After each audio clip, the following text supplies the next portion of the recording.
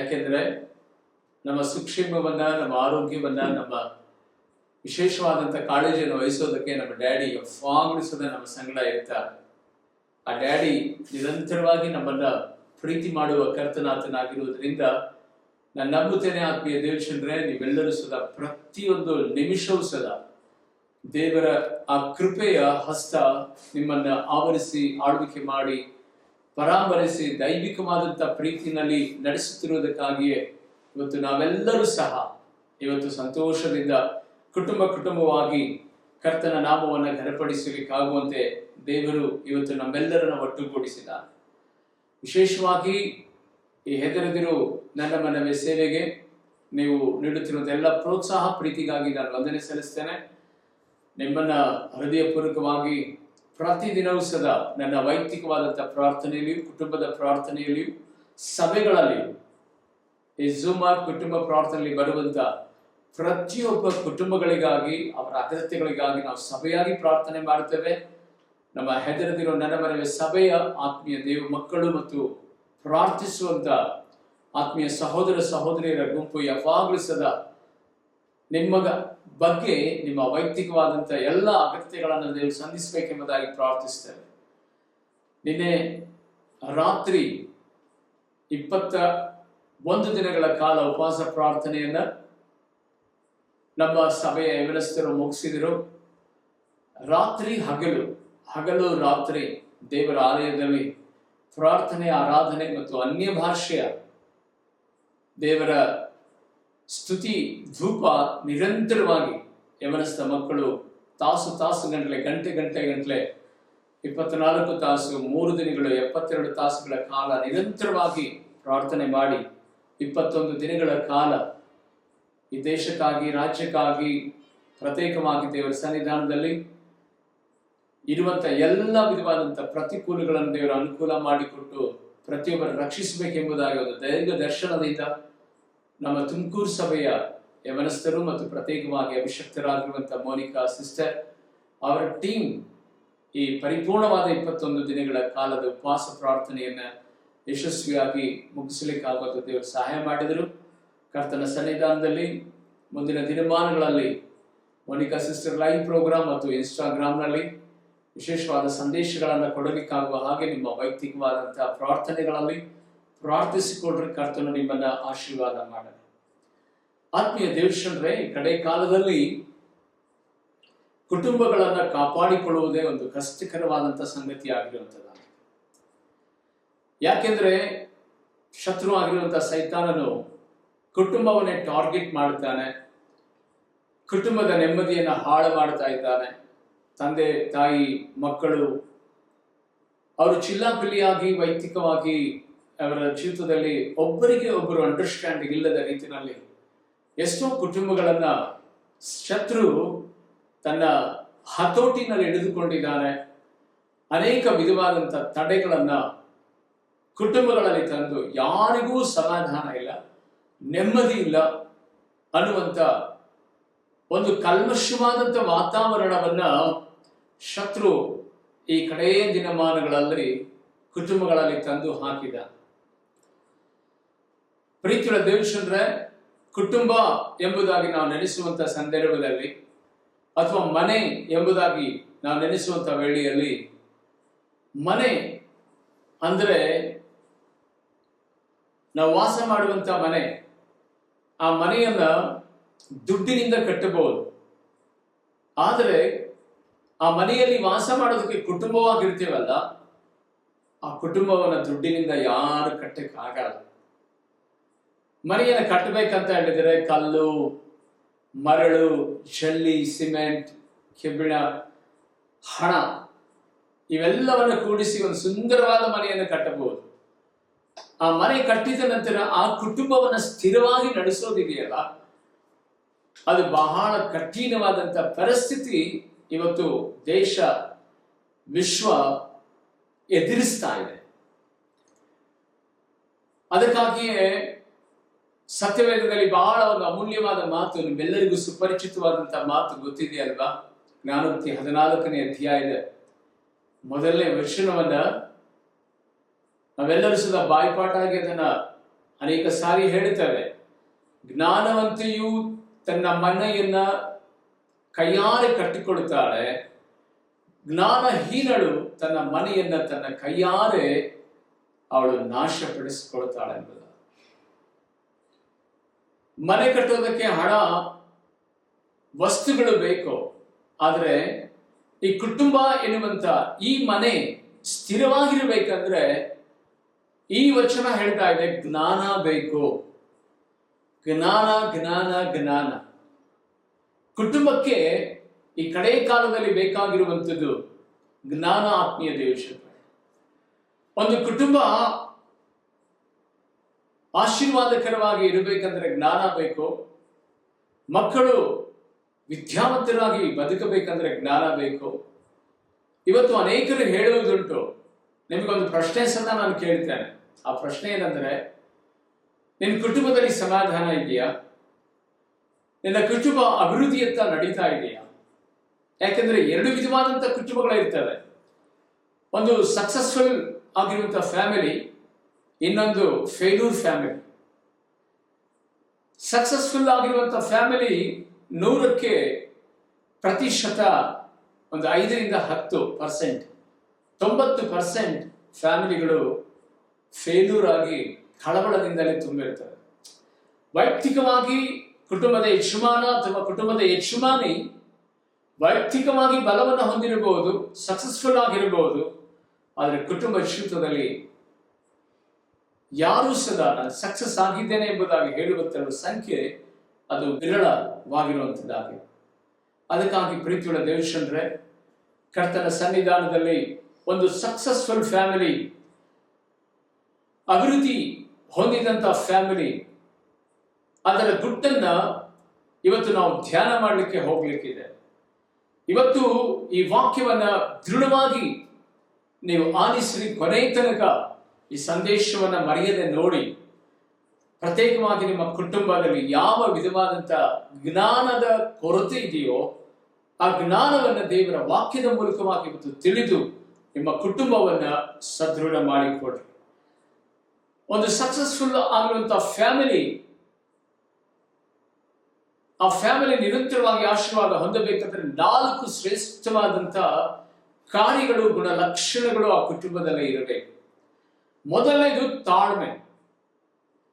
ಕುಟುಂಬದಲ್ಲಿ ತಾಳ್ಮೆ ಅನ್ನೋದು ಬಹಳ ಪ್ರಾಮುಖ್ಯವಾದಂತಹ ಸಂಗತಿ ಆಗಿರುವಂತದ್ದಾಗಿದೆ. ಸತ್ಯವೇದದಲ್ಲಿ ನಾವು ನೋಡುತ್ತೇವೆ. ಜ್ಞಾನೋಕ್ತಿ ಪುಸ್ತಕದ 29ನೇ ಅಧ್ಯಾಯ ಅದರ 8 ಮತ್ತು 11ನೇ ವಚನ. ಧರ್ಮನಿಂದಕರು ಪಟ್ಟಣಕ್ಕೆ ಬೆಂಕಿಯನ್ನು ಹತ್ತಿಸುವರು. ಜ್ಞಾನಿಗಳು ರೋಷಾಗ್ನಿಯನ್ನ ಆರಿಸುತ್ತಾರೆ. ಗಮನಿಸಿ, ಜ್ಞಾನಿಗಳು ರೋಷಾಗ್ನಿಯನ್ನ ಆರಿಸುತ್ತಾರೆ. ಹಿಂಸಕರು ಪಟ್ಟಣಕ್ಕೆ ಬೆಂಕಿಯನ್ನು ಹಚ್ಚುತ್ತಾರೆ, ಜ್ಞಾನಿಗಳು ರೋಷವನ್ನ ಆರಿಸುತ್ತಾರೆ. 11ನೇ ವಚನ. ಮೂಢನು ತನ್ನ ಕೋಪವನ್ನೆಲ್ಲ ತೋರಿಸುವನು, ಜ್ಞಾನಿಯು ತನ್ನ ಕೋಪವನ್ನು ತಡೆದು ಶಮನಪಡಿಸಿಕೊಳ್ಳುತ್ತಾನೆ. ಗಮನಿಸ್ತಾ ಇದ್ದೀರಾ ಪ್ರೀತಿಯುಳ್ಳ ದೇವಶಂದ್ರೆ, ಇವತ್ತು ಕುಟುಂಬಗಳು ಹಾಳಾಗುವುದಕ್ಕೆ ಕಾರಣ ಏನು ಗೊತ್ತಾ? ರೋಷ, ಕೋಪ, ದ್ವೇಷ. ಇವತ್ತು ಕುಟುಂಬಗಳಲ್ಲಿ ಯಾಕೆ ಹಿಂಸೆ ನಡೀತಾ ಇದೆ ಗೊತ್ತಾ? ಆ ದ್ವೇಷದ ಭಾವನೆ, ಕೋಪದ ಭಾವನೆ. ಯಾವ ಕುಟುಂಬದಲ್ಲಿ ನೋಡಿದ್ರೂ ಸದಾ ತಾಳ್ಮೆ ಇಲ್ಲ. ಪ್ರತಿಯೊಂದು ಕುಟುಂಬಗಳಲ್ಲಿ ಗಂಡನ ವಿರುದ್ಧವಾಗಿ ಹೆಂಡತಿ, ಹೆಂಡತಿ ವಿರುದ್ಧವಾಗಿ ಗಂಡ, ತಂದೆ ತಾಯಿಗಳ ವಿರುದ್ಧವಾಗಿ ಮಕ್ಕಳು. ಇವತ್ತು ಸಮಾಧಾನ ಹೊಂದಿಕೊಳ್ಳೋದಕ್ಕೆ ಆಗ್ತಾನೆ ಇಲ್ಲ. ಇಲ್ಲಿ ಬೈಬಲ್ ಹೇಳ್ತದೆ, ಜ್ಞಾನಿ ಅವನು ಸಮಾಧಾನವನ್ನು ಪಡಿಸ್ತಾನೆ. ಪ್ರತಿಯೊಂದು ಕುಟುಂಬದಲ್ಲಿ ಸಹ ಆ ಕುಟುಂಬ ಸಕ್ಸಸ್ಫುಲ್ ಆಗಿರ್ಬೇಕಂದ್ರೆ ಜ್ಞಾನವಂತರಾಗಿ ನಡೀಬೇಕು. ಮೂಢರ ರೀತಿಯಲ್ಲಿ ನಮ್ಮ ಬದುಕನ್ನ ಮುಂದುವರಿಸಬಾರದು. ಕೋಪಾಗ್ನಿ ದ್ವೇಷವನ್ನ ಹಚ್ಚಿಸುತ್ತಲೇ ಇರ್ತದೆ. ಆದ್ರೆ ಜ್ಞಾನವುಳ್ಳಂತ ವ್ಯಕ್ತಿ ಸಮಾಧಾನ ಪಡಿಸುತ್ತಾನೆ. ಬಹಳ ಜನ ಹೇಳೋದಂತೂ, ಯಾರ ಮನೆಯಲ್ಲಿ ಗಲಾಟೆ ಇಲ್ಲ, ಯಾರ ಮನೆಯಲ್ಲಿ ಜಗಳಾಟ ಇಲ್ಲ, ಪ್ರತಿಯೊಬ್ಬರು ಮನೆ ನಡೆಸದ ಅದೇ ನಡೀತಾ ಇದೆಯಲ್ಲ ಪಾಸ್ಟರ್ ಎಂಬುದಾಗಿ. ಇಲ್ಲ ಇಲ್ಲ, ಇವತ್ತು ಸದಾ ತಮ್ಮ ಕುಟುಂಬವನ್ನ ಅದ್ಭುತವಾಗಿ ಕಟ್ಟಿಕೊಂಡಿರುವಂತಹ ವ್ಯಕ್ತಿಗಳು ನಮ್ಮ ಕಣ್ಣೆದುರಿನಲ್ಲಿ ಇರುವಂತವರಾಗಿದ್ದಾರೆ. ದೇವರಿಶಂದ್ರೆ, ಕರ್ತನ ಸನ್ನಿಧಾನದಲ್ಲಿ ಎಲ್ಲ ಕುಟುಂಬಗಳು ಅದೇ ರೀತಿಯಲ್ಲಿ ಇಲ್ಲ. ಪ್ರತಿಯೊಂದು ಕುಟುಂಬಗಳಲ್ಲಿ ಸದಾ ಇತ್ತೀಚಿನ ದಿನಮಾನಗಳಲ್ಲಿ ದ್ವೇಷ, ಅಸೂಯೆ ಇರುವಂತಹ ಆ ಕುಟುಂಬಗಳು ಮಾತ್ರ ಅನೇಕ ವಿಧವಾದಂತಹ ಕಷ್ಟ ನಷ್ಟಗಳನ್ನು ಅನುಭವಿಸ್ತಾ ಇದ್ದಾರೆ. ಎಡ್ವರ್ಡ್ ವಿಲಿಯಂ ಎನ್ನುವಂತಹ ದೈವ ಸೇವಕರು ಒಂದು ದಿನ VPS ಕ್ಲಾಸ್ ಅನ್ನು ನಡೆಸುತ್ತಿರುವಂತಹ ಸಂದರ್ಭದಲ್ಲಿ ಚಿಕ್ಕ ಚಿಕ್ಕ ಮಕ್ಕಳು, ಅಂದ್ರೆ 3ನೇ ತರಗತಿಯಿಂದ 7ನೇ ತರಗತಿಯ ಆ ಮಕ್ಕಳಿಗೆ ಒಂದು ಪೇಪರ್ ಅನ್ನ ಕೊಟ್ಟು, ಅವರು ನಿಮಗೆ ಯಾವ ವಿಧವಾದಂತಹ ಅನುಗ್ರಹ ಬೇಕು, ದೇವರಿಂದ ಯಾವ ಆಶೀರ್ವಾದ ಬೇಕು ಎಂಬುದಾಗಿ ಬರೆದು ನನಗೆ ಕೊಡ್ರಿ. ಒಂದೇ ಒಂದು ಪ್ರಶ್ನೆ, ನಿಮಗೆ ಏನು ಆಶೀರ್ವಾದ ಬೇಕು ಬರೆದು ನನಗೆ ತಿಳಿಸಿರಿ ಎಂಬುದಾಗಿ ಹೇಳಿದಂತ ಸಂದರ್ಭದಲ್ಲಿ 100% ಚಿಕ್ಕ ಚಿಕ್ಕದಾಗಿರುವಂತಹ ಮಕ್ಕಳು, 3ನೇ ಕ್ಲಾಸಿನಿಂದ 7ನೇ ಕ್ಲಾಸ್ ಇರುವಂತಹ ಮಕ್ಕಳು ಬರೆದಿರುವಂತಹ ಒಂದು ಆನ್ಸರ್ ಏನು ಗೊತ್ತಾ? ನಮಗೆ ಎಲ್ಲ ಆಶೀರ್ವಾದಕ್ಕಿಂತ ಮಿಗಿಲಾಗಿ ನಮ್ಮ ತಂದೆ ತಾಯಿಗಳು ಸಮಾಧಾನವಾಗಿ ಇದ್ರೆ ಸಾಕು, ಅದೇ ನಮಗೆ ಆಶೀರ್ವಾದ ಅಂತ ಬರೆದರು. ಗಮನಿಸ್ತಾ ಇದ್ದೀರಾ ಪ್ರೀತಿಯುಳ್ಳ ದೇವಚಂದ್ರೆ? ಮಕ್ಕಳು ನೋಡೋದಕ್ಕೆ ಚಿಕ್ಕವರಾಗಿರಬಹುದು, ಆದರೆ ತಂದೆ ತಾಯಿಗಳ ವಿಷಯವನ್ನ ಅವರು ತೀರ್ಮಾನ ಮಾಡುವಷ್ಟರ ಮಟ್ಟಿಗೆ ದೊಡ್ಡವರಾಗಿರ್ತಾರೆ. ಇವತ್ತು ಈ ಮಾತನ್ನು ಕೇಳಿ ಎಷ್ಟೋ ಜನಕ್ಕೆ ಆಶ್ಚರ್ಯವಾಗಬಹುದು. ಎಷ್ಟೋ ಕುಟುಂಬಗಳಲ್ಲಿ ಇವತ್ತು ಮಕ್ಕಳು ಹಾಳಾಗೋದಕ್ಕೆ ಕಾರಣ ತಂದೆ ತಾಯಿಗಳೇ. ಆ ಮಕ್ಕಳ ವಿದ್ಯಾಭ್ಯಾಸ ಕುಂಠಿತವಾಗುವುದಕ್ಕೆ ಕಾರಣ ತಂದೆ ತಾಯಿಗಳೇ. ಒಬ್ಬರಿಗೊಬ್ಬರು ಅಂಡರ್ಸ್ಟ್ಯಾಂಡ್ ಇರೋದಿಲ್ಲ, ಒಬ್ಬರಿಗೊಬ್ಬರು ಹೊಂದಿಕೊಂಡು ನಡೆಯೋದಿಲ್ಲ. ಕರ್ತನ ಸನ್ನಿಧಾನದಲ್ಲಿ ನೀನು ಅಂದ್ರೆ ನಾನು ಎಂಬುದಾಗಿ ಒಂದು ಚಿಕ್ಕ ಚಿಕ್ಕ ವಿಷಯಗಳಿಗೆಲ್ಲ ಬುಸ್ ಬುಸ್ ಬುಸ್ ಬುಸ್ ಬುಸ್ ಬುಸ್ ಎಂಬುದಾಗಿ ವಾರಗಟ್ಟಲೆ ಮಾತನಾಡದೇ ಇರುವಂಥದ್ದು, ಯಾವಾಗಲೂ ಸದಾ ಜಗಳವನ್ನ ತರುವಂಥದ್ದು, ಒಬ್ಬರಿಗೊಬ್ಬರು ಅವಾಚ್ಯ ಶಬ್ದಗಳನ್ನ ಮಾತನಾಡುವಂಥದ್ದು. ಅಯ್ಯೋ, ನೀನ್ ಯಾಕಾದ್ರೂ ನನ್ನ ಬದುಕಿನಲ್ಲಿ ಬಂದೆ ಎಂಬುದಾಗಿ ಗಂಡ ಹೇಳಿದ್ರೆ, ಹೆಂಡತಿ ಹೇಳ್ತಾಳೆ, ನೀನು ನನ್ನ ಮನೆಯಲ್ಲಿ ವೈಯಕ್ತಿಕವಾಗಿ ನನ್ನದ ಮದುವೆ ಆದ ಮೇಲೆನೆ ನನ್ನ ದೀಪ ಆರಿ ಹೋಯ್ತು ಎಂಬುದಾಗಿ. ಪ್ರತಿ ದಿನವೂ ಸದಾ ಉದಯ ಕಾಲದಲ್ಲಿ ಜಗಳಾಟದಿಂದ ಪ್ರಾರಂಭವಾಗುತ್ತದೆ, ರಾತ್ರಿ ವೇಳೆಯಲ್ಲಿ ಜಗಳಾಟದಿಂದಲೇ ಕುಟುಂಬ ಅಂತ್ಯವಾಗುತ್ತದೆ. ಅದರ ಮಧ್ಯದಲ್ಲಿ ಮಕ್ಕಳ ಜೀವನ ವ್ಯರ್ಥವಾಗಿ ಹೋಗ್ತಾ ಇದೆ. ಕರ್ತನ ಸನ್ನಿಧಾನದಲ್ಲಿ ದೇವರ ವಾಕ್ಯವನ್ನ ನೀವು ಕೇಳ್ತಾ ಇದ್ದೀರಿ ಪ್ರೀತಿಯುಳ್ಳ ದೇವಚಂದ್ರೆ. ಹಿಂಸಕರು ರೋಷವನ್ನ ಎಬ್ಬರಿಸುತ್ತಾರೆ, ಆದರೆ ಜ್ಞಾನಿಗಳು ಸಮಾಧಾನ ಪಡಿಸುತ್ತಾರೆ ಎಂಬುದಾಗಿ. ಯೇಸುವಿನ ನಾಮದಲ್ಲಿ ಪ್ರೀತಿಯುಳ್ಳ ದೇವಚಂದ್ರೆ, ಇವತ್ತು ನಿನ್ನ ಕುಟುಂಬ ಆಶೀರ್ವಾದಕರವಾಗಿರ್ಬೇಕಂದ್ರೆ ಮೊಟ್ಟ ಮೊದಲನೇದು ನಿನಗೆ ತಾಳ್ಮೆ ಇರಬೇಕು. ಒಂದು ವೇಳೆ ನಿನ್ನ ಗಂಡ ಅಥವಾ ನಿನ್ನ ಹೆಂಡತಿ ಕ್ರೂರವಾಗಿ ವರ್ತನೆ ಮಾಡುತ್ತಿರುವುದಾದ್ರೆ ಅವಳಿಗಾಗಿ ನೀನು ಪ್ರಾರ್ಥನೆ ಮಾಡಬೇಕು, ಆ ಯಜಮಾನನಿಗಾಗಿ ನೀನು ಪ್ರಾರ್ಥನೆ ಮಾಡಬೇಕು. ಹೀಗೆ ಮಾಡುವಂತ ಸಂದರ್ಭದಲ್ಲಿ ಖಂಡಿತವಾಗಿಯೂ ನಿನ್ನ ಕುಟುಂಬದಲ್ಲಿ ದೇವರು ಸಮಾಧಾನವನ್ನು ಕೊಡುತ್ತಾನೆ, ಸಂತೋಷವನ್ನು ಕೊಡುತ್ತಾನೆ. ನಿನ್ನ ಮಕ್ಕಳು ದೇಶದ ಮೇಲನ್ನು ಅನುಭವಿಸ್ತಾರೆ. ನಿನ್ನ ಕುಟುಂಬವನ್ನು ನೋಡುವಾಗ ಯೇಸು ಕ್ರಿಸ್ತನ ಆ ಪ್ರೀತಿ ಅನೇಕರು ರುಚಿಸಿ ಆ ಕುಟುಂಬದ ಮೂಲಕವಾಗಿ ದೇವರ ನಾಮವನ್ನ ಘನಪಡಿಸುತ್ತಾರೆ. ಕುಟುಂಬ ಸಮಾಧಾನವಾಗಿ ಇರಬೇಕಂದ್ರೆ ಪ್ರೀತಿಯುಳ್ಳ ದೇವಚಂದ್ರ, ಜ್ಞಾನ ಬಹಳ ಇಂಪಾರ್ಟೆಂಟ್. ಎರಡನೇ ಒಂದು ಸಂಗತಿ, ನಮ್ಮ ಮಾತಿದೆಯಲ್ಲ ಅದು ಪ್ರೀತಿಪೂರ್ವಕವಾಗಿರಬೇಕು. ಕುಟುಂಬದಲ್ಲಿ ಮಾತೆ ಇವತ್ತು ಕುಟುಂಬವನ್ನ ಹಾಳು ಮಾಡ್ತಾ ಇದೆ. ಅದೇನೋ ಕನ್ನಡದಲ್ಲಿ ಗಾದೆ ಇದೆಯಲ್ಲ, ಮಾತು ಮನೆ ಕೆಡಿಸ್ತು, ಅದು ಕೆಡಿಸ್ತು ಅಂತ. ಆತ್ಮೀಯ ದೇವಚಂದ್ರೆ, ಇವತ್ತು ಮಾತಿನ ವಿಷಯದಲ್ಲಿ ಅನೇಕ ಕುಟುಂಬಗಳು ಇವತ್ತು ಒಡೆದು ಹೋಗಿದ್ದಾರೆ. ಮಾತನಾಡುವಾಗ ಪ್ರೀತಿ ಆ ಮಾತಿನಲ್ಲಿ ಇರೋದಿಲ್ಲ. ಒಬ್ಬರಿಗೊಬ್ಬರು ಸಂತೈಸುವಂತ, ಆದರಣೆ ಮಾಡುವಂತ, ಕನಿಕರ ತೋರಿಸುವಂತ ಪ್ರೀತಿ ಇರೋದಿಲ್ಲ. ಬೈಬಲ್ ಅಲ್ಲಿ ನಾವು ನೋಡುತ್ತೇವೆ, ನಾಲ್ಕು ಸ್ತೋತ್ರವಾಗಲಿ, ಅದೇ ಜ್ಞಾನೋಕ್ತಿ ಪುಸ್ತಕ 12ನೇ ಅಧ್ಯಾಯದ 18ನೇ ವಚನ ಕೇಳಿಸಿಕೊಳ್ಳುವಂತರಾಗೋಣ. 12ನೇ ಅಧ್ಯಾಯ ಅದರ 12ನೇ ವಚನ. ಕತ್ತಿ ತಿವಿದ ಹಾಗೆ ದುಡುಕಿ ಮಾತಾಡುವವರುಂಟು, ದುಡುಕಿ ಮಾತಾಡುವವರುಂಟು, ಮತಿವಂತರ ಮಾತೇ ಮದ್ದು. ನೋಡಿ, ದೇವರಿಗೆ ಸ್ತೋತ್ರವಾಗಲಿ. ಮತಿವಂತರ ಮಾತು ಮದ್ದು ಅಂತ. ಕತ್ತಿಯ ಹಾಗೆ ದುಡುಕಿ ಮಾತನಾಡುವವರುಂಟು, ಮತಿವಂತರ ಮಾತೆ ಮದ್ದು. ಅಂದ್ರೆ ಮತಿವಂತರು ಅಂದ್ರೆ ಜ್ಞಾನಿಗಳು. ಜ್ಞಾನಿಗಳ ಮಾತೆ ಆರೋಗ್ಯದಾಯಕ ಅಂತ. ಜ್ಞಾನಿಗಳ ಮಾತೆ ಮದ್ದು. ಆತ್ಮೀಯ ದೇವಶಂದ್ರೆ, ಇವತ್ತು ಮನುಷ್ಯರು ಮಾತನಾಡುವಂತ ಆ ಮಾತುಗಳು ಹೇಗಿರ್ತವೆ ಅಂದ್ರೆ, ಅವ್ರ ಡೈಲಾಗ್ ಹೊಡೆದ್ರೆ ಸಾಕು, ಅವರ ಎದೆ ಸೀಳಿ ಬೆನ್ನಿನ ಹಿಂಭಾಗದಲ್ಲಿ ಕತ್ತಿ ಬಂದರೂ ಸದಾ ಅಷ್ಟು ನೋವು ಆಗುತ್ತೋ ಇಲ್ಲ ಗೊತ್ತಿಲ್ಲ. ಅದಕ್ಕಿಂತ ಮಿಗಿಲಾದಂತ ನೋವು ಸಾಯೋ ತನಕ ಜನರು ಅನುಭವಿಸ್ತಾರೆ. ಈ ನಾಲಿಗೆಯ ಕತ್ತಿಗಿಂತಲೂ ಮಿಗಿಲಾಗಿ ಮನುಷ್ಯರನ್ನ ಚುಚ್ಚಿ ಚುಚ್ಚಿ ಚುಚ್ಚಿ ಚುಚ್ಚಿ ಇವತ್ತು ಸಾಯಿಸ್ತಾ ಇದೆ. ಮತಿವಂತರ ಮಾತು ಮದ್ದು, ಜ್ಞಾನಿಗಳ ಮಾತು ಆರೋಗ್ಯಕರವಾಗಿರುವಂಥದ್ದು. ಇವತ್ತು ಪ್ರೀತಿಯುಳ್ಳ ದೇವಶಂದ್ರೆ, ಮನೆಗಳು ಹಾಳಾಗಿರುವುದಕ್ಕೆ ಕಾರಣ ಏನು ಗೊತ್ತಾ? ಅವರ ಮಾತುಗಳೇ. ಅವರ ಒಳಗಡೆ ಇರುವಂತ ಆ ಆಲೋಚನೆಗಳು, ನಡೆಯುವಂತ ಕುಯುಕ್ತಿಗಳಿದ್ದಾವಲ್ಲ, ಇವತ್ತು ಕುಟುಂಬನ ನಾಶನದೆಡೆಗೆ ತರ್ತಾ ಇದೆ. ಆದ್ರೆ ಜ್ಞಾನಿಗಳ ಮಾತನ್ನು ನೀವು ಕೇಳುವಂತ ಸಂದರ್ಭದಲ್ಲಿ ಅವರ ಜೀವಿತದಲ್ಲಿ ಎಷ್ಟೇ ಹಿಂಸೆಯನ್ನ ಅನುಭವಿಸಿದರು, ಎಷ್ಟೇ ಅಪಮಾನ ಮಾಡಿದರು, ನಿಂದೆಯನ್ನ ಅನುಭವಿಸಿದರು, ಅವರು ಬೇರೆಯವರಿಗೆ ನಿಂದಿಸೋದಿಲ್ಲ, ಬೇರೆಯವರ ವಿಷಯದಲ್ಲಿ ತಲೆ ಹಾಕೋದಿಲ್ಲ. ಬರುವಂತ ನೋವನ್ನ ತಾವೇ ಅನುಭವಿಸ್ತಾರೆ. ಒಂದಲ್ಲ ಒಂದು ದಿನ ಇವರು ಬದಲಾಗುತ್ತಾರೆ. ಒಂದಲ್ಲ ಒಂದು ದಿನ ಅವರಿಗೆ ಸತ್ಯ ತಿಳಿಯುತ್ತದೆ. ಒಂದಲ್ಲ ಒಂದು ದಿನ ನಾನು ಯಾರು ಎಂಬುದನ್ನು ಅರಿತುಕೊಳ್ಳುತ್ತಾರೆ ಅನ್ನುವ ತನಕ ಜ್ಞಾನಿಗಳು ತಾಳ್ಮೆಯಿಂದ ಇರ್ತಾರೆ.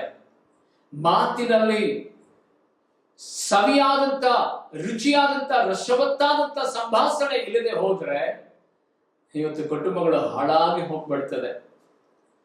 ಯಾರು ಗಂಡನನ್ನು ಪ್ರೀತಿಪೂರ್ವಕವಾಗಿ ಇವತ್ತು ಮಾತನಾಡಲ್ಲ, ಒಳಗಡೆ ಕೆಲಸ ಮಾಡ್ಕೊಂಡು ಬರ್ತಾ ಇದ್ದಾನೆ ಅಂತ ಹೇಳಿದ್ರೆ ಹಗಲೆಲ್ಲ ಯಾರ್ದೋ ಮನೆಯಲ್ಲಿ ಕೆಲಸ ಮಾಡ್ತಾರೆ, ಕೂಲಿ ಹಮಾಲಿ, ವೈಯಕ್ತಿಕವಾಗಿ ಏನೋ ಕಷ್ಟಪಟ್ಟು ಮನೆಗೆ ಬಂದ್ರೆ ಹಣ ತೆಗೆದುಕೊಂಡು ಆಹಾರ ತೆಗೆದುಕೊಂಡು ಬಂದ ನೋಡು, ಅವನ ಮುಖ ನೋಡಿದ್ರೆ ನನಗೆ ಮೈಯೆಲ್ಲ ಉರಿತದೆ. ಯಾಕಾದ್ರೂ ಮನೆಗೆ ಬರ್ತಾನೋ ಏನೋ. ಇವತ್ತು ಗಂಡನಿಲ್ಲದ ಹಾಗೆ ಕಷ್ಟಪಡುತ್ತಿರುವಂತ ಕುಟುಂಬಗಳು ಎಷ್ಟೋ ಇದ್ದಾವೆ. ಇರುವಾಗ ಯಾರು ಗಂಡನನ್ನು ಪ್ರೀತಿ ಮಾಡೋಲ್ಲ, ಹೆಂಡತಿಗೂ ಸದಾ ಅದೇ ರೀತಿನಲ್ಲಿ. ಇವಳನ್ನ ಕಂಡ್ರೆ ನನಗೆ ಮೈಯೆಲ್ಲ ಉರಿದೋಗುತ್ತೆ, ಇವಳು ನೋಡಿದ್ರೆ ಅವಳ ರಾಕ್ಷಸಿ ತರ ಇದ್ದಾಳೆ, ಎಂತೆಂಥ ಮಾತುಗಳಿದ್ರಿ. ಆದರೆ ಬೈಬಲಲ್ಲಿ ನಾವು ನೋಡುತ್ತೇವೆ, ಕರ್ತನ ಸನ್ನಿಧಾನದಲ್ಲಿ ಯೋಬನ ಜೀವಿತ ನಿಮ್ಮ ಕಣ್ಣೆದುರಲ್ಲಿ ತರ್ತಾ ಇದ್ದೇನೆ ಪ್ರೀತಿಯುಳ್ಳ ದೇವಶಂದ್ರೆ. ಯೋಬನ ಪ್ರವಾದನೆ ಗ್ರಂಥ 2ನೇ ಅಧ್ಯಾಯದ 9ನೇ ವಚನ ಮತ್ತು 10ನೇ ವಚನವನ್ನ ನಾವು ಗಮನಿಸುವಂತ ಸಂದರ್ಭದಲ್ಲಿ ಎಷ್ಟು ತಾಳ್ಮೆಯಿಂದ ಸವಿ ಮಾತನಾಡಿ ಜ್ಞಾನಿಯಾಗಿದ್ದುಕೊಂಡು ಆ ಮನುಷ್ಯನ ಬಾಯಿನಲ್ಲಿ ಬಂದಂತ ಮಾತನ್ನ ಗಮನಿಸುವಂತ ಸಂದರ್ಭದಲ್ಲಿ ಎಷ್ಟು ನೋವಿನ ಮಾತನ್ನು ತನ್ನ ಹೆಂಡತಿ ಹೇಳ್ತಾಳೆ.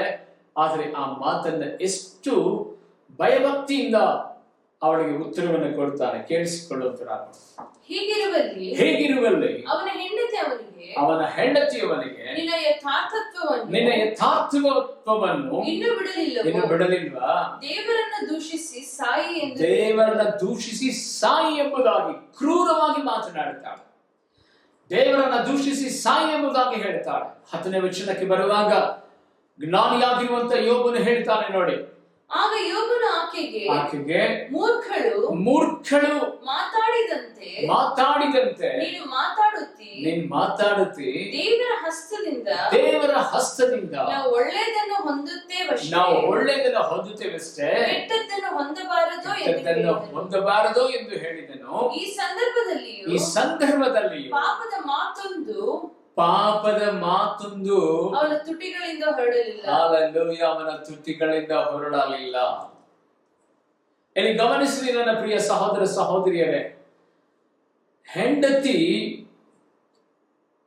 ತನ್ನ ಗಂಡನಿಗೆ ಹೇಳುವಂತ ಮಾತ, ಹೇಗೋ ನನ್ನ ಗಂಡ ಬದುಕಿದ್ರೆ ಸಾಕು, ಎಲ್ಲವನ್ನು ಕಳ್ಕೊಂಡಿದ್ದೇವೆ, ನನಗೆ ಇನ್ಯಾರ ಆಧಾರ, ಇನ್ಯಾರ ನನಗೆ ಆಶ್ರಯ, ಆತನಿದ್ರೆ ಸಾಕು ಎಂಬುದಾಗಿ ಹೇಳುವಂತ ಹೆಂಡತಿಯ ಆ ಹೃದಯ ಈಗ ಕಲ್ಲಾಗಿದೆ, ದೇವ್ರಂತ ಹೇಳಿ ಸತ್ತು ಹೋಗು, ನೀನು ಯಥಾರ್ಥತೆಯ ನೀನು ಬಿಡ್ಲಿಲ್ವಾ ಅಂತ ಕೆಟ್ಟದಾಗಿ ಮಾತನಾಡುವಾಗ ಯೋಬನು ಹೇಳ್ತಾ ಇದ್ದಾನೆ, ನಾವು ಅನ್ಕೊಂಡಿರ್ತೇವೆ ಯೋಬ ಬೊಯ್ದು ಬಿಟ್ಟ ಅಂತ.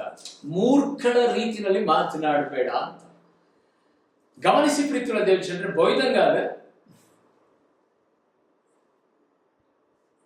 ಹೇಳಿ, ಬೊಯ್ದಂಗಾದ ಇಲ್ಲ. ಹೆಂಡತಿಗೆ ಮೂರ್ಖಳಂತ ಆತನ ಹೇಳ್ತಾ ಇಲ್ಲ, ಮೂರ್ಖಳ ರೀತಿ ಎಂಬುದಾಗಿ ಆತನ ಹೇಳ್ತಾ ಇಲ್ಲ. ಈ ಕಡೆ ಅವಳಿಗೆ ಬೊಯ್ತಾನೂ ಇಲ್ಲ, ಅವಳಿಗೆ ಡಿಗ್ರೇಡು ಮಾಡ್ತಾ ಇಲ್ಲ. ಆದ್ರೂ ಬೊಯ್ದ ರೀತಿನಲ್ಲಿ ಇದೆ, ಆದ್ರೆ ಅವಳು ಮಾತ್ರ ನೊಂದುಕೊಳ್ಳಬಾರದು ಅನ್ನೋ ರೀತಿಯಲ್ಲಿ ಜ್ಞಾನಯುತವಾಗಿ ಮಾತನಾಡ್ತಾರೆ. ಎಷ್ಟು ಟ್ಯಾಲೆಂಟ್ ಇದಾರಂದ್ರೆ, ಆ ರೆಫರೆನ್ಸ್ ಅನ್ನ ನೀವು ಬೈಬಲ್ ಅಲ್ಲಿ ಕೆಳಗಡೆ ಓದಿ ನೋಡಿ ಹೇಳ್ರಿ.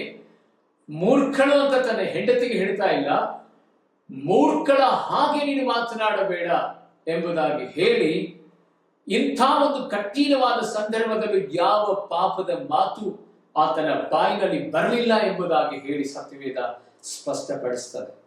ಆತ್ಮೀಯ ಸಹೋದರನೇ, ನಿನ್ನ ಹೆಂಡತಿ ಒಂದು ವೇಳೆ ಗಯ್ಯಾಳಿ ಆಗಿರುವುದಾದ್ರೆ ತಡಕೋ ಸ್ವಲ್ಪ ದಿನ. ಖಂಡಿತವಾಗಿ ಆತ್ಮಿಕ ಕಣ್ಣುಗಳನ್ನು ದೇವರು ಒಂದಲ್ಲ ಒಂದು ದಿನ ತೆರೆಸ್ತಾನೆ. ನಿನ್ನ ಗಂಡ ಒಂದು ವೇಳೆ ಬೈಯುವಂತ ವ್ಯಕ್ತಿಯಾಗಿರುವುದಾದ್ರೆ, ಅಮ್ಮ ಸ್ವಲ್ಪ ದಿನ ಅವನಿಗೋಸ್ಕರ ಪ್ರಾರ್ಥನೆ ಮಾಡುವ ದೊಡ್ಡ ಮಾರ್ಪಾಡನ್ನ ಆತನು ಹೊಂದುತ್ತಾನೆ. ಯಾಕೆಂದ್ರೆ ಜ್ಞಾನಿಯ ಸವಿಯಾದ ಮಾತು ಅದು ಮದ್ದಾಗಿರುತ್ತದೆ, ಅದು ಜೀವದಾಯಕವಾಗಿರ್ತದೆ. ಜ್ಞಾನಯುತವಾಗಿ ನಮ್ಮ ಕುಟುಂಬಗಳನ್ನು ನಾವು ಕಟ್ಟಿಕೊಳ್ಳೋಣ. ಕರ್ತನ ಸನ್ನಿಧಾನದಲ್ಲಿ ಮೊದಲನೇದಾಗಿ ನಮ್ಮ ಕುಟುಂಬ ಸಂತೋಷಕರವಾಗಿರ್ಬೇಕಂದ್ರೆ ನಮಗೆ ತಾಳ್ಮೆ ಇರಬೇಕು. ಎರಡನೇದಾಗಿ ಸವಿ ಮಾತನಾಡುವಂತ ಹೃದಯ ನಮ್ಮದಾಗಿರಬೇಕು. ಮೂರನೇ ಒಂದು ಸಂಗತಿ, ಕರ್ತನ ಸನ್ನಿಧಾನದಲ್ಲಿ ನಾವು ನೀತಿವಂತರಾಗಿ ನಡೆಯಬೇಕು. ನೀತಿವಂತರಾಗಿ ನಾವು ನಡೆಯಬೇಕು. ದೇವರ ವಾಕ್ಯದಲ್ಲಿ ನಾವು ನೋಡುತ್ತೇವೆ, 28ನೇ ಅಧ್ಯಾಯದ ಮೊದಲನೇ ವಚನ, ಹಿಂದಟ್ಟದಿದ್ದರೂ ದುಷ್ಟನು ಹೆದರಿ ಓಡುವನು, ಶಿಷ್ಟನು ಸಿಂಹದಂತೆ. ನೋಡಿ, ಶಿಷ್ಟನು ಅಂದ್ರೆ ನೀತಿವಂತನು, ಶಿಷ್ಟನು ಸಿಂಹದಂತೆ ಧೈರ್ಯದಿಂದ ಇರುತ್ತಾನೆ. ಪ್ರೀತಿಯ ದೇವರ ಕುಟುಂಬದಲ್ಲಿ ನೀತಿವಂತಿಕೆ ಅಂದ್ರೆ ಶಿಸ್ತತೆ, ಅದಕ್ಕೆ ಕನ್ನಡದ ಪರ್ಯಾಯ ಅರ್ಥ ನೀತಿವಂತಿಕೆ. ಸಿಂಹದ ಹಾಗೆ ಅವನು ಧೈರ್ಯದಿಂದ ಇರ್ತಾನೆ. ದಿನಕ್ಕೆ ಸ್ತೋತ್ರವಾಗ್ಲಿ. ವೈಯಕ್ತಿಕವಾದ ಜೀವಿತದಲ್ಲಿ ಕುಟುಂಬ ಆಶೀರ್ವಾದಕರವಾಗಿರಬೇಕಂದ್ರೆ ನೀತಿಯಿಂದ ನಾವು ಬದುಕಬೇಕಾಗುತ್ತದೆ, ನೀತಿಯಿಂದ ಜೀವಿತವನ್ನು ನಾವು ನಡೆಸಬೇಕಾಗುತ್ತದೆ. ಇವತ್ತು ಅನೇಕ ಕುಟುಂಬಗಳಲ್ಲಿ ಆ ನೀತಿ ಇಲ್ಲದೆ ಅನೀತಿಯನ್ನ ನಾವು ಎತ್ತಿ ಹಿಡಿದು ಆ ಅನೀತಿಯ ಮಾರ್ಗದಲ್ಲಿ ನಾವು ನಡೀತಾ ಇರುವುದರಿಂದಲೇ ಶಿಸ್ತತೆಯನ್ನು ಬಿಟ್ಟು ಅಶಿಸ್ತತೆಯಿಂದ ಪ್ರವರ್ತನೆ ನಾವು ಮಾಡ್ತಾ ಇರುವುದರಿಂದಲೇ ಇವತ್ತು ಕುಟುಂಬಗಳು ಅಲ್ಲೋಲ ಕಲ್ಲೋಲವಾಗಿರುವಂತದ್ದಾಗಿದೆ. ಯೋಸೇಫನ ಜೀವಿತದಲ್ಲಿ ಅವನು ಮಾತ್ರವಲ್ಲ, ಅವನ ತಂದೆ, ಅವನ ಸಹೋದರರು, ಅವರ ಕುಟುಂಬಸ್ಥರೆಲ್ಲರೂ ಸಹ ಅಷ್ಟೊಂದು ಆಶೀರ್ವಾದ ಹೊಂದೋದಕ್ಕೆ ಕಾರಣ ಏನು ಗೊತ್ತಾ?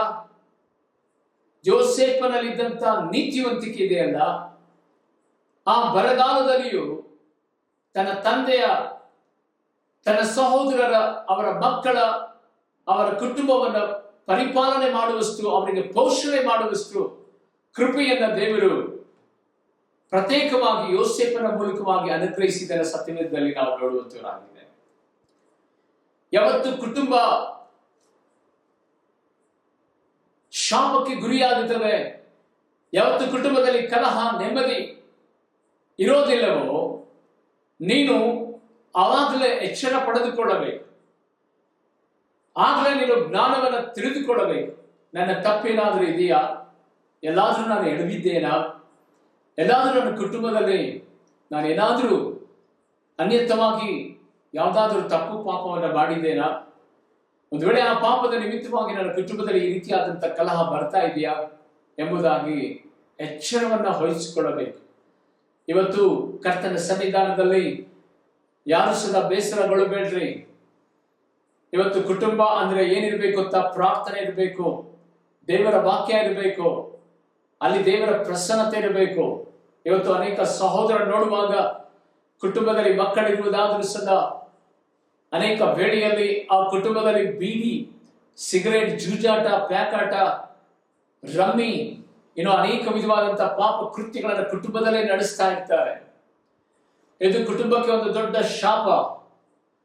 ಅಷ್ಟು ಮಾತ್ರವಲ್ಲ, ಅನೈತಿಕವಾದಂತಹ ಸಂಬಂಧಗಳನ್ನ ಬೆಳೆಸುತ್ತಾ ಕುಟುಂಬದಲ್ಲಿ ಅನೇಕ ವಿಧವಾದಂತಹ ಶಾಪಗಳಿಗೆ ಅವರು ಕಾರಣರಾಗ್ಬಿಡ್ತಾರೆ.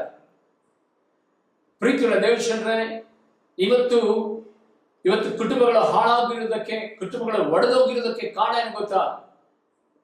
ಅನೀತಿ, ಅಕ್ರಮ, ಈ ರೀತಿಯಾದಂತಹ ಕಾರ್ಯಗಳ ನಿಮಿತ್ತವಾಗಿಯೇ ಇವತ್ತು ಕುಟುಂಬದಲ್ಲಿ ಸಮಾಧಾನ ಇಲ್ಲದ ಹಾಗೆ ಮನುಷ್ಯರು ಬದುಕುತ್ತಾ ಇದ್ದಾರೆ.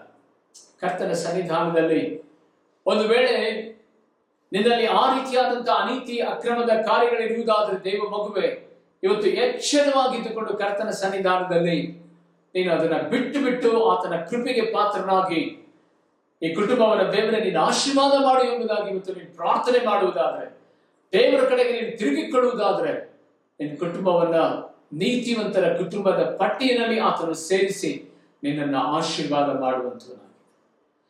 ಕುಟುಂಬದಲ್ಲಿ ಆಶೀರ್ವಾದ ಬೇಕಂದ್ರೆ ಮೊದಲನೇ ಒಂದು ಲಕ್ಷಣ ನಿನಗೆ ತಾಳ್ಮೆ ಇರಬೇಕು. ಎರಡನೇ ಒಂದು ಲಕ್ಷಣ, ಎಂಥ ಕ್ಲಿಷ್ಟವಾದ ಪರಿಸ್ಥಿತಿಯಲ್ಲಿ ಸರಿಯಾದ ಮಾತನಾಡಬೇಕು, ಅದು ನಿನಗೆ ಮದ್ದನ್ನಾಗಿ ಮಾರ್ಪಡಿಸುವಂಥದ್ದಾಗಿ. ಮೂರನೇದಾಗಿ ನೀತಿವಂತಿಕೆಯಿಂದ ನಿನ್ನ ಕುಟುಂಬವನ್ನು ನಡೆಸಿಕೊಳ್ಳಬೇಕು. ನಾಲ್ಕನೇ ಒಂದು ಸಂಗತಿ, ಭವಿಷ್ಯತ್ತಿನ ಆಲೋಚನೆಯನ್ನ ಇವತ್ತೇ ನೀನು ಮಾಡಿ ಮುಂದಿನ ಹೆಜ್ಜೆಯನ್ನು ಇಡಬೇಕು. ಭವಿಷ್ಯತ್ತಿನ ಆಲೋಚನೆಯನ್ನ ನೀನು ಮುಂದೆ ಆಲೋಚನೆ ಮಾಡಬೇಕು, ಹೆಜ್ಜೆ ಇಡಬೇಕು. ಏನ್ ಪಾಸ್ಟ್ರೆ ಇದನ್ನ ಹೇಳ್ತಾ ಇದ್ದೀರಾ ಅಂತ. ದೇವರು ಹೇಳಿದ್ದಾರೆ ಚಿಂತೆ ಮಾಡಬೇಡಿ ಅಂತ. ಚಿಂತೆ ಬೇರೆ, ಆಲೋಚನೆ ಬೇರೆ. ಬಹಳ ಜನರ ಕುಟುಂಬದಲ್ಲಿ ಇವತ್ತು ಬಡತನಕ್ಕೆ ಕಾರಣ ಏನು ಗೊತ್ತಾ? ಮುಂದಿನದನ್ನು ಏನು ಆಲೋಚನೆ ಮಾಡೋದೇ ಇಲ್ಲ. ಇವತ್ತಿನ ಕಾಟ ಇವತ್ತಿಗೆ ಸಾಕು ಎಂಬುದಾಗಿ ಹೇಳಿ ಬಹಳ ಜನ ವೈಯಕ್ತಿಕವಾಗಿ ತಮ್ಮ ಜೀವಿತವನ್ನು ನಡೆಸ್ತಾ ಇರ್ತಾರೆ. ಇಲ್ಲ ಪ್ರೀತಿಯುಳ್ಳ ದೇವಜನರೇ, ಬೈಬಲ್ ಬಂದು ಇಬ್ಬಾಯಿ ಕತ್ತಿ. ಆ ಇಬ್ಬಾಯಿ ಕತ್ತಿ ರೈಟ್ಗೂ ಹೊಡಿತಾರೆ, ಲೆಫ್ಟಿಗೂ ಹೊಡಿತಾರೆ. ಒಂದು ವೇಳೆ ಇವತ್ತಿನ ಕಾಟ ಇವತ್ತಿಗೆ ಸಾಕು ಎಂಬುದಾಗಿ ನೀನು ಅನ್ಕೊಂಡಿರುವುದಾದ್ರೆ ಖಂಡಿತವಾಗಿ ಆ ದೇವರ ವಾಕ್ಯಕ್ಕೆ ನಾವೆಲ್ಲರೂ ಸದಾ ಗೌರವಿಸೋಣ. ಆದರೆ ಕರ್ತನ ಸನ್ನಿಧಾನದಲ್ಲಿ ಒಂದು ನಿಜವಾದ ಘಟನೆ ನಿನ್ನ ಕಣ್ಣೆದುರಲ್ಲಿ ನಾನು ತರ್ತೇನೆ. ಯೋಸೇಫನು ಸೆರೆಮನೆಯಲ್ಲಿ ಇದ್ದಾಗ ರಾಜನಿಗೆ ಒಂದು ಕನಸು ಬೀಳ್ತದೆ. ಆ ಕನಸಿನ ಅರ್ಥವನ್ನು ಹೇಳೋದಕ್ಕೋಸ್ಕರವಾಗಿ ಯೋಸೇಫನನ್ನ ಐಗುಪ್ತದ ಆ ಫರೋಹನು ಕಳಿಸ್ತಾನೆ. ನಿಮ್ಮೆಲ್ಲರಿಗೂ ಗೊತ್ತಿರುವ ಹಾಗೆ ಆ ಕನಸಿನ ಅರ್ಥ, 7 ಬಲಿಷ್ಠವಾದ ಆಕಳುಗಳು, 7 ಬಲಿಷ್ಠವಾದಂತಹ ಆಕಳುಗಳು, ಬಡಕಲಾಗಿರುವಂತಹ 7 ಆಕಳುಗಳನ್ನ ಬಂದು ನುಂಗಿ ಬಿಡ್ತಾವೆ. 7 ಬಲಿಷ್ಠವಾದಂತಹ ತೆನೆಗಳು ಬಂದು 7 ಬಡಕಲಾಗಿರುವಂತಹ ತೆನೆಗಳನ್ನ ನುಂಗಿ ಬಿಡ್ತಾವೆ. ಇದರ ಕನಸಿನ ಅರ್ಥ ಅದನ್ನು ಹೇಳುವಂತಹ ಸಂದರ್ಭದಲ್ಲಿ ರಾಜನಿಗೆ ಹೇಳ್ತಾನೆ, ರಾಜ, ಈ ವಿಶ್ವದಲ್ಲಿ 7 ವರ್ಷಗಳ ಕಾಲ ಘೋರವಾದ ಬರಗಾಲ ಇರ್ತದೆ, ಮತ್ತೆ 7 ವರ್ಷಗಳ ಕಾಲ ಸಮೃದ್ಧಿಯಾದಂತ ಮಳೆ ಬರುತ್ತದೆ. ಮಳೆ ಬಂದು ಫಸಲು ಸಮೃದ್ಧಿಯಾಗಿ ಬೆಳೆಯುವಂತಹ ಸಂದರ್ಭದಲ್ಲಿ ಅಲ್ಲಲ್ಲಿ ಉಗ್ರಾಣಗಳನ್ನ ಮಾಡಿ ಆ ಆಹಾರವನ್ನ ನೀನು ಸೇಕರಿಸಿಕೊಳ್ಳಬೇಕು. ಬರಗಾಲದಲ್ಲಿ ಅದು ಆಹಾರಕ್ಕೆ ಉಪಯೋಗವಾಗುತ್ತದೆ. ಇದನ್ನ ನೀನು ಮುಂದಾಲೋಚನೆ ಮಾಡುವಂತ ಒಬ್ಬ ಜ್ಞಾನಿಯನ್ನ ನಿನ್ನ ಆಸ್ಥಾನದಲ್ಲಿ ಇಟ್ಟುಕೊಳ್ಳಬೇಕು ಎಂಬುದಾಗಿ ಫರೋಹನಿಗೆ ಯೋಸೇಫನು ಹೇಳಿದಂತ ಸಂದರ್ಭದಲ್ಲಿ ಆ ಫರೋಹನು ಏನ್ ಮಾಡ್ತಾನೆ ಗೊತ್ತಾ?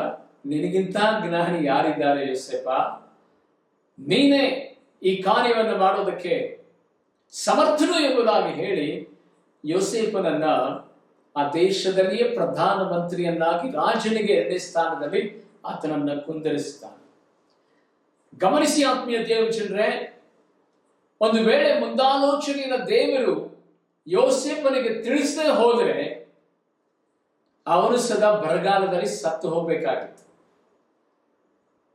ಇವತ್ತು ಬಹಳ ಜನರ ಯೋಚನೆ ಗೊತ್ತಾ? ಅವತ್ತಿನ ಕಾಟ ಅವತ್ತಿಗೆ ಸಾಕು ಎಂಬುದಾಗಿ ನೀವು ಹೇಳಬಹುದು. ಕೈನಲ್ಲಿರುವಂತಹ ಹಣನ ಅವತ್ತೇ ಒಂದೇ ದಿನಕ್ಕೆ ನೀವು ಖರ್ಚು ಮಾಡಿಬಿಡಬಹುದು.